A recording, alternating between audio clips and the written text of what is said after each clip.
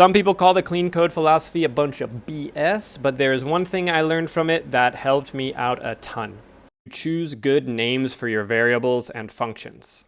It sounds easy, but it's actually a lot harder in practice than it seems because a lot of times we've got bad code, like say a function that does 3 different things. If you're trying to name it and give it a good description, you're going to have a super long name for your function. This is a sign that the function is doing too many things and you need to split it up. Once you've done that, you'll actually be able to land on a good name. Let's look at some examples. So here's a bad example. We've got a function that's called process stuff. It takes A, B, and user. What the hell is stuff? What the hell is A and B? And then it sums numbers, gets us a timestamp, it checks a user, it checks sets the user last active timestamp, does all this stuff. Then it pushes something to a database. And here's a good example where we're actually renaming the functions, splitting them up all into separate functions based on their responsibility. So each function should only have a single responsibility. And here we've got add numbers that add the numbers together, log the result, update the last active user, and you can see the user and timestamp so you know exactly what's going on, and notify the user by email, user and results. So these are all like really well named arguments as well, and save the result to the database.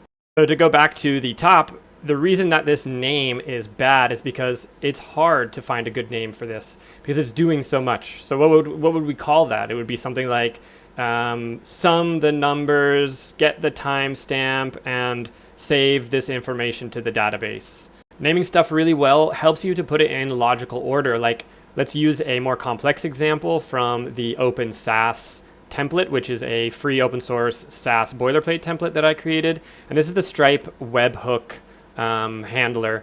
And here we've created a bunch of smaller functions that are well named. And we can just read these functions in step by step, and we know exactly what's happening, right? We know that we're constructing the Stripe event from the initial request we get sent to this web hook endpoint. Then we're taking that event and we're parsing it to get the event name and the data. Then we're looking at the event name and we're figuring out what kind of event it is, and then we handle that whatever event that might be.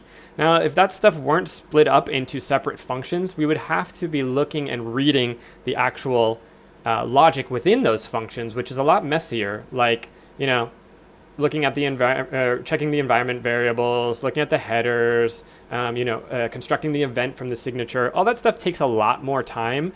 And if we've already, split that up into created functions that have a single responsibility, we can just read those and we can understand what's going on.